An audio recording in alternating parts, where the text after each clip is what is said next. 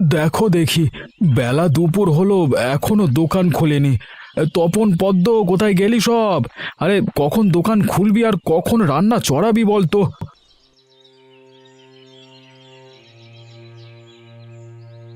বলি আমি এক হাতে কত সব কাজ করব বলো? সকালে উঠে দেখি সব অগোছালো হয়ে পড়ে আছে, এদিকে ঘটেছে আর এক কাণ্ড। এত সব প্রাণে সয় বলো? আরে আমার হোটেলে তো নিত্য নতুন কাণ্ড ঘটে চলেছে, বলি নতুন করে আর কি ঘটলো শুনি। যা ঘটার তাই ঘটেছে, রান্নার ঠাকুর পালিয়েছে। আমি কতবার না করলুম ওটাকে রেখো না, আমার কথা কানে নাওনি তখন। পালিয়েছে? কি বলিস কি? ওকে এত টাকা মাইনে অগ্রিম দিলুম, এত সুযোগ সুবিধা দিলুম, তার সত্ত্বেও পালিয়ে গেল?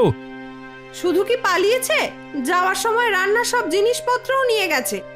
জিনিসপত্র নেবে ভালো কথা, তা ওর পালাতে হলো কেন শুনি? এখন আমি রাঁধুনি কোথায় পাবো বলতো? আমার শখের একটা ঘটি ছিল, সেটাকেও রেখে যায়নি হতচ্ছাড়াটা। এমনি ব্যবসা যা মন্দা চলছে, কদিন দোকান বন্ধ থাকলে কেউ আর এখানে আসবে না। এখন কি করবে কর্তা? দোকান না চললে যে আমাদের না খেয়ে থাকতে হবে। ভাবতে হবে কি করা যায়। তপন কোথায়? ওকে দেখছি না যে। ও ঠাকুরকে খুঁজতে গেছে, যদি ঘাপটি মেরে আশেপাশে লুকিয়ে থাকে। ওকে কি আর পাওয়া যাবে? এই এলাকা ছেড়ে অনেক আগেই পালিয়ে গেছে। ওই তো তপন আসছে। কিরে, খোঁজ পেলি?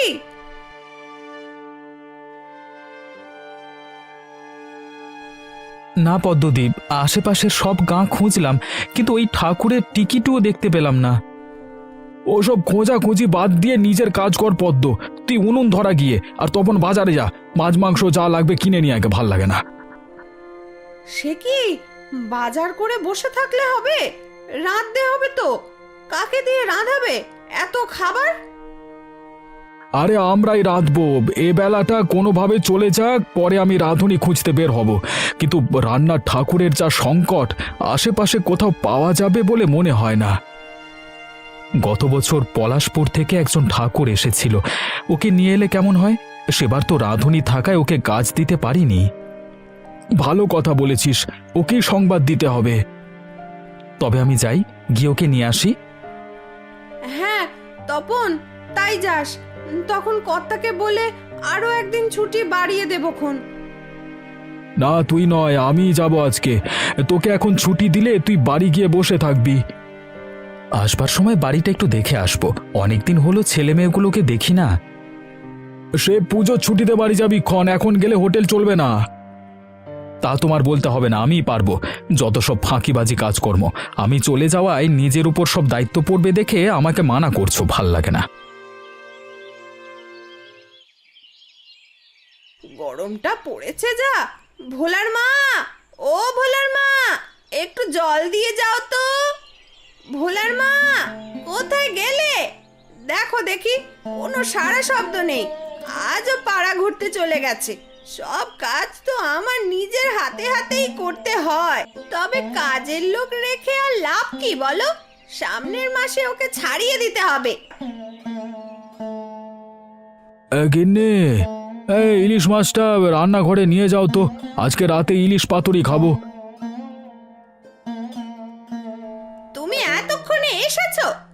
তা দুপুরের খাবার কখন খাবে শুনি? আজকে হোটেলে খেয়ে এসেছি, খুব চাপ ছিল ওখানে।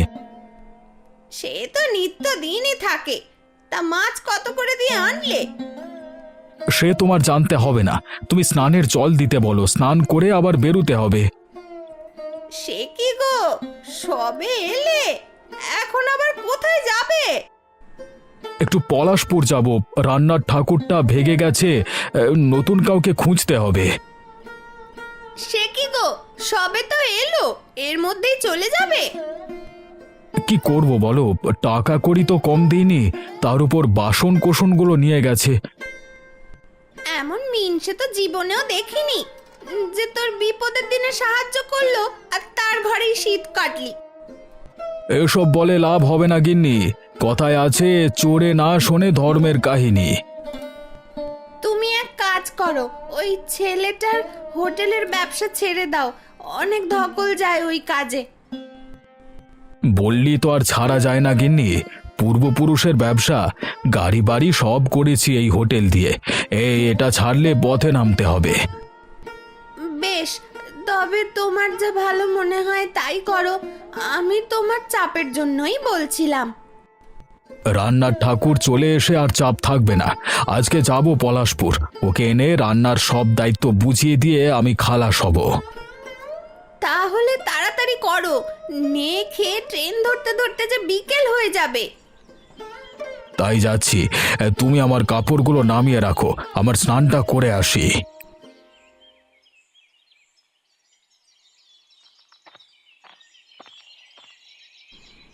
সে কি, এ বেলায় আবার যাচ্ছ কোথায়? এই মাছ ধরতে যাচ্ছি কিন্নি, দেখি জাল ফেলে কটা মাছ পাই কিনা। ঘরে যে চাল ডাল কিচ্ছু নেই। সকালে নুন লঙ্কা দিয়ে ভাত খেয়ে মেয়েটা স্কুলে গেছে, এখনো উনুন হাঁড়িতে চাপাতে পারিনি। আসবার সময় জাল নিয়ে আসবো, মন বলছে জালে আজকে বড় মাছ উঠবে, বুঝলে। বেশ, তেল নুন নিয়ে এসো।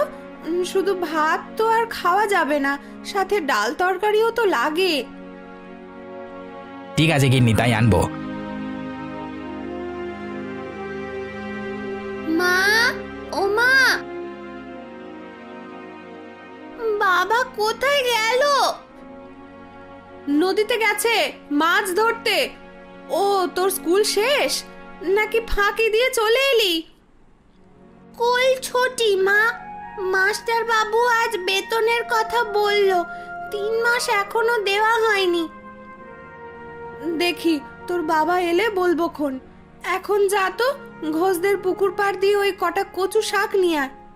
বাবা তো মাছ নিয়ে আসবে বলল মা, এখন কচু শাক দিয়ে কি করবে? তোর বাবা কেমন মাছ আনবে তা আমার জানা আছে। শেষ রাতে না খেয়েই থাকতে হবে, তার চেয়ে আগে থেকেই কিছু জোগাড় করে রাখা ভালো। ঠিক বলেছ মা, সবকিছু আগে থেকেই ঠিক করে রাখলে পরে আর সমস্যায় পড়তে হয় না। মাস্টার বাবু আমাদের তাই বলেন। হয়েছে, অনেক পড়া পড়েছিস, এখন যা কাজ করে দেখা দেখি। যাচ্ছি মা, তুমি ব্যাগটা নিয়ে যাও।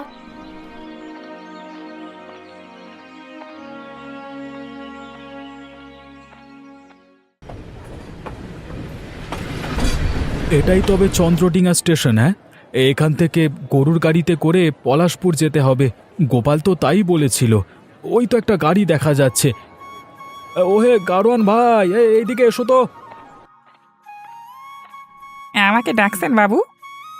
হ্যাঁ, পলাশপুর কোথায় চেনো? চিনবো না কেন, ওটাই আমার গ্রাম। আমি ওদিকেই যাব, তা তোমার গাড়িতে যাওয়া হবে?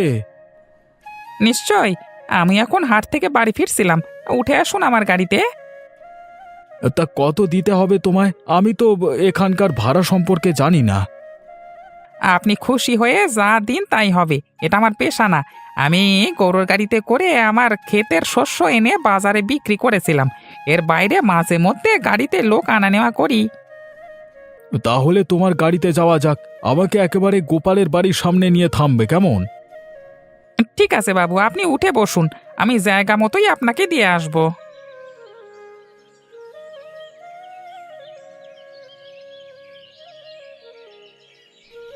বাবু, কোত্থেকে এসেছেন? আমি শহরে থাকি, সেখানে আমার একটা হোটেল আছে। ও, এতক্ষণে বুঝেছি, আপনি ঠাকুরকে রাঁধুনির জন্য নিয়ে যেতে এসেছেন, তাই তো? হ্যাঁ, তাও রান্না কেমন বলো তো? রান্না ভালো, কিন্তু ঠাকুর বোধহয় আপনার সাথে যাবে না। যাবে না? কিন্তু কেন? উনি তো চৌধুরী বাড়িতে কাজ করেন, সেখান থেকে কেউ সহজে ছাড়া পায় না। গত বছর অনেক টাকা অগ্রিম নিয়ে সেখানে কাজে ঢুকেছে। মেয়েটার অসুখ হয়েছিল তাই কিনা। বেশ, গিয়ে দেখি, আসলে তো আসতেও পারে, তাই না? গোপাল ঠাকুরের বাড়িতে চলে এসি বাবু, ওই যে উনি গাছতলায় বসে আসেন।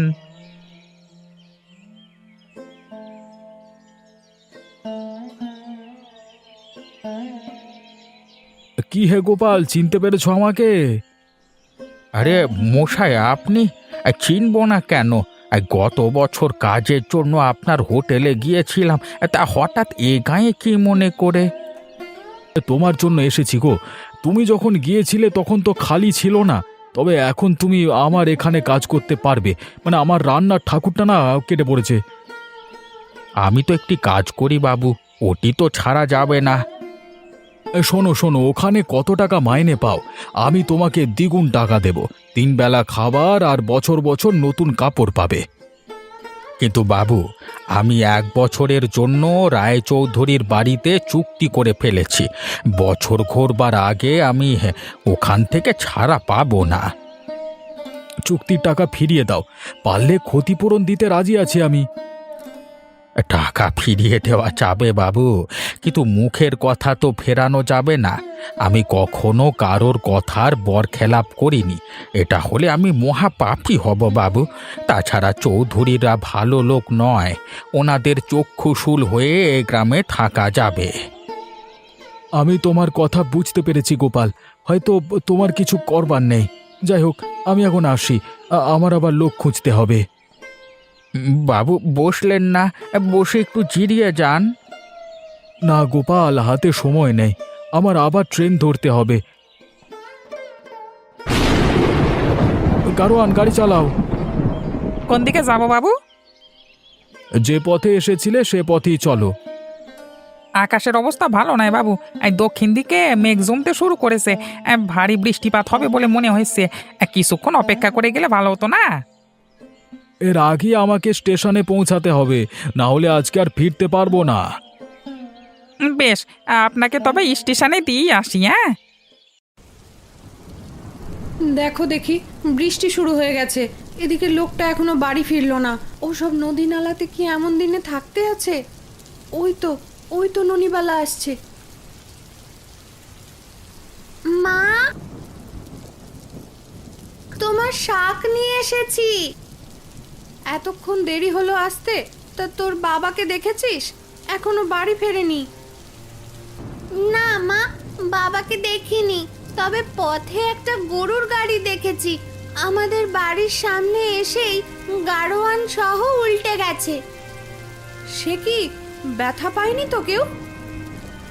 না, ভিতরে এক শহুরে বাবু ছিল, তাকে টেনে বের করেছে। ওই তো দেখো মা, উনি আসছেন। বাড়ি কেউ আছেন? কেউ কি বাড়িতে আছেন? কাকে চান? উনি তো বাড়িতে নেই। কোথায় গেছেন আপনার স্বামী? জাল নিয়ে নদীতে গেছে, এখনো ফেরেনি। ও, তাহলে তো মুশকিল হয়ে গেল। আচ্ছা, আমাকে কিছুক্ষণের জন্য একটু আশ্রয় দেবেন কি? আমার আবার হাঁপানি আছে, বৃষ্টিতে ভিজলে বেড়ে যায়। আসুন আসুন, এসে বসুন। ননিবালা, ওনাকে একটা চেয়ার এনে দে তো মা।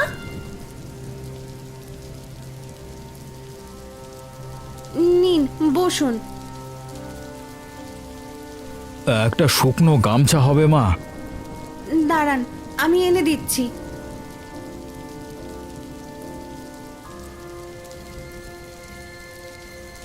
বৃষ্টিটা দেখছি আরো বাড়ছে।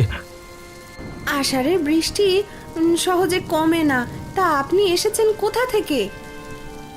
আমি শহরে থাকি, পলাশপুর এসেছিলাম একটি কাজে। এই ননিবালা, সাবান আর গামছাটা নিয়ে যা তো মা। স্নানটা সেরে গৃহে প্রবেশ করি। ওই তো উনি এলেন। কি হে গিন্নি, উনি কে? বাপের বাড়ির লোক নাকি? না না, উনি শহর থেকে এসেছেন, পথে বৃষ্টি হওয়ায় এখানে উঠেছেন। ও, হারান দাদার গরুর গাড়িতে তাহলে আপনি এসেছিলেন? আমি কেবল গাড়িটা তুলে দিয়ে এলাম। মানে যাক বাবা, তাহলে গাড়িটা গর্ত থেকে উঠেছে। আমি যে কি ভয়টা না পেয়েছিলাম। আচ্ছা, এখন এই গায়ে আর কোনো গরুর গাড়ি নেই, আবার স্টেশনে যেতে হবে। কিছুক্ষণ পর ফিরতি ট্রেনটা আসবে।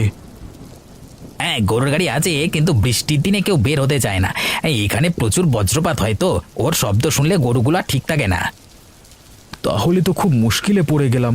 এখন বাড়ি ফিরবো কিভাবে? আরে আপনি তো আর জলে পড়ে যাননি মশাই। আমার বাড়িতে যখন এসেছেন এখানেই থাকেন, বৃষ্টি কমলে বিদায় হবেন, বুঝলেন? কিন্তু তখন তো আর ট্রেন পাওয়া যাবে না। ট্রেন না পাওয়া গেলে কালকে সকালে যাবেন। আপনাদের কোনো অসুবিধা হবে না তো? না না, কি যা বলেন, আমাদের বাড়িতে পায়ের ধুলো দিয়েছেন, এতেই আমরা খুশি। পায়ের ধুলো তো আর নেই, সব কাদা হয়ে গেছে। সে একটা হোলি হলো। ননি, ওনাকে উত্তরের ঘরটা খুলে দে তো, আর শুকনো কাপড় দে। আসুন, আমার সাথে আসুন। ওনাকে যে থাকতে বলল, রাতে খেতে দেব কি? চাল ডাল তো কিচ্ছু নেই। আজকে জালে মাছ ওঠেনি গিন্নি, না হলে তো সব নিয়ে আসতুম। ঘরে কিচ্ছু নেই কি? হ্যাঁ, না, যা ছিল তা সকালে রান্না করেছি, জল দিয়ে রেখেছিলাম রাতে খাবো বলে। তাহলে তাই খেতে দাও, সাথে ডিম থাকলে ভাজি করে দাও। ওনাকে পান্তা ভাত খেতে দেব বলো কি? এছাড়া তো কিছু করবার নেই। এই বৃষ্টিতে দোকানও খোলা নেই যে বাকিতে চাল আনবো। ঠিক আছে, দেখি কি করা যায়। আরে এবারের মতো তুমি এই বিপদ থেকে রক্ষা করো গিন্নি, পরের বার ঘরে চাল বেশি করে মজুদ রাখবো। এমন বিপদে আর পড়তে হবে না।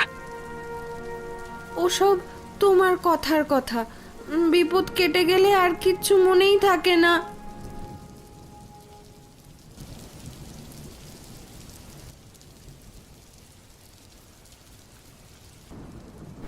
রান্না চড়াবে না মা?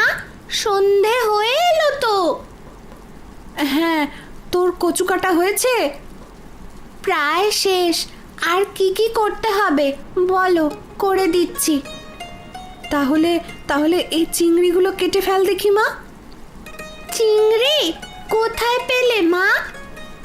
তোর বাবার জালে লেগেছিল রে।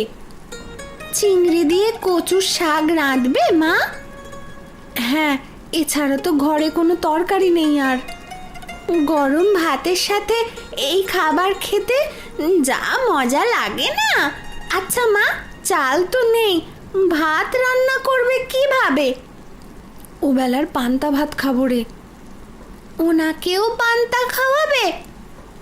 তাছাড়া আর কি করব, ঘরে তো চাল নেই, তাই রাতের খাবারে পান্তা আর কচুর শাক থাকবে। সে কি কথা, উনি কিছু মনে করবেন না তো? সে নিয়ে তোর চিন্তা করতে হবে না। আমি এমনভাবে পরিবেশন করব যে উনি কিছু টেরই পাবেন না, বরং সে খাবার খেয়ে উনি খুশিই হবেন। তা কি কি থাকবে পান্তার সাথে? পান্তা ভাতের সাথে থাকবে কচুর শাক, আম তেল, লেবু, লঙ্কা, পেঁয়াজ ভাজি আর টক দই। বাহ, তাহলে তো খুব মজার খাবার হবে মা। এত সব পদ দেখে উনি ভাবতেই পারবেন না যে আমাদের ঘরে এত অভাব, আমাদের ঘরে খাবার নেই। হ্যাঁ রে, কোনোভাবে এগুলো দিয়ে আজ রাতটা পার করি, কাল সকালে না হয় ধার দেনা করে কিছু করা যাবে। তাহলে আমি চিংড়ি মাছগুলো কেটে ধুয়ে আনছি, আর তুমি রান্না শুরু করে দাও মা। তাড়াহুড়ো করে কিচ্ছু করতে পারিনি, শহুরে মানুষ, তাই আপনার জন্য আজ পান্তা আর কচুর শাক করেছি। এই খাবার ওখানে পাবেন না। বাবা বাবা বাহ, পান্তা ভাত অনেক দিন খাইনি। আপনার সাজানো দেখেই জিভে জল চলে এসেছে। খাওয়া শুরু করুন মশাই, পান্তার কচু শাক খেতে অনেক সুস্বাদু হয়। হ্যাঁ তাই তো, আগেও পান্তা খেয়েছি, কিন্তু এই খাবারটি অন্যরকম লাগছে। তা আপনি শুধু কি পান্তা তৈরি করতে পারেন নাকি অন্য খাবারও রাঁধতে পারেন? এটা কোনো সাধারণ পান্তা নয় বাবু, এটা আমার মায়ের হাতের পান্তা। হ্যাঁ, অন্য সব খাবার রাঁধতে পারি, কাল আপনাকে মাছ ভাজা খাওয়াবো। যাক, অবশেষে একজনকে পেলাম। কি পেলেন মশাই? না, ও কিছু নয়, এতদিন পর পান্তা পেলাম তাই বলছি।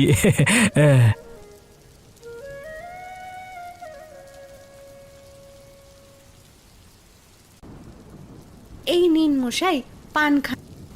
বাঙালি গৃহস্থ বাড়িতে অতিথি হওয়ার এই এক সুবিধা, এরা অতিথি আপ্যায়নের কমতি রাখে না। তবে আমি পান খাই না মা। মুখে দিয়ে দেখুন না, এই পান আমার স্ত্রী ফলিয়েছে। বাহ বাহ বাহ বাহ বাহ, তোমার গিন্নি দেখছি অনেক কাজ জানে তাহলে। তা যা বলেছেন। আপনার হোটেল এখন কিভাবে চলে? এই তো কোনোভাবে চালাচ্ছি। আচ্ছা মশাই, একটা কাজ করলে কেমন হয়? আপনারা আমার সাথে চলুন, মায়ের হাতে রান্না তো খেলাম, উনি যদি আমার হোটেলের রাঁধুনির কাজটা করে তাহলে খুব উপকার হবে। আমি হোটেলে কাজ করব? না না না, এত লোকের খাবারের ভার আমি সামলাতে পারবো না। তাছাড়া আমার রান্না কি অত ভালো? আমি 30 বছর ধরে হোটেল চালাচ্ছি, কিন্তু আপনার মতো এমন সুস্বাদু খাবার কোনো রাঁধুনিকে রাঁধতে দেখিনি। পান্তা ভাতের মতো সাধারণ খাবারটা আপনি যে মজাদার করে তৈরি করেছেন, অন্য খাবারও আপনার হাতে সুস্বাদু হবে নিশ্চয়ই। তো ওখানে গেলে আমি কি করব? শহরে তো আমার কোনো কাজ নেই। আপনিও আমার হোটেলে কাজ করবেন। আপনাদের দুজনকে আমি মাসে 200 করে টাকা দেব। তাছাড়া আমার বাড়ির একটা ঘরে থাকবার ব্যবস্থা করে দেব। 200? সে তো অনেক টাকা। তাই বলছি মা, একটু ভেবে দেখুন। আমার সাথে গেলে আপনাদের ভাগ্য ফিরবে, সে কথা আমি দিতে পারি। অবশ্য আমারও হোটেল ব্যবসায় উন্নতি হবে। কি গো, গিন্নি যাবে? এখানে এভাবে থাকার যে ওনার সাথে যাওয়াই ভালো। সেখানে অন্তত মেয়েটাকে একটা ভালো স্কুলে পড়াতে পারবো। সে ভাববেন না, আমার ছেলে মেয়েদের সাথেই ওই স্কুলে যাবে। বেশ, তাহলে আমরা আপনার সাথে যাব। এই গায়ে থেকে আর কিচ্ছু হবে না। তবে সবকিছু গোছগাছ করে রাখুন, আমরা কালকে সকালেই রওনা দেব। ঠিক আছে, আমি তবে যাওয়ার প্রস্তুতি নিই।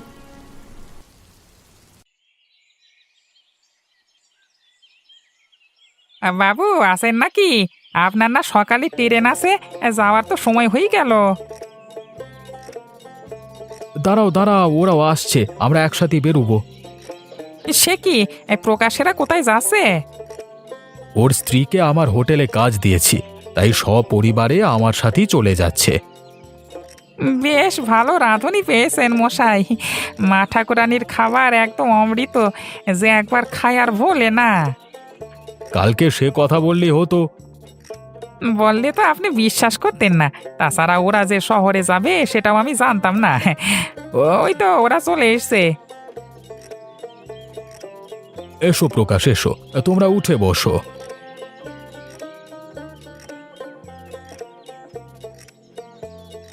তা চলে যাচ্ছই বাবা? হ্যাঁ হ্যাঁ কাকু, বাড়িটা দেখে রেখো কেমন। সে নিয়ে তোমাকে বলতে হবে না। আমরা যারা আছি দেখে শুনি রাখবো। আর মাঝে মধ্যে বেড়াতে এসো কেমন। সে আসবো, গায়ের কথা কি এত সহজে ভোলা যাবে?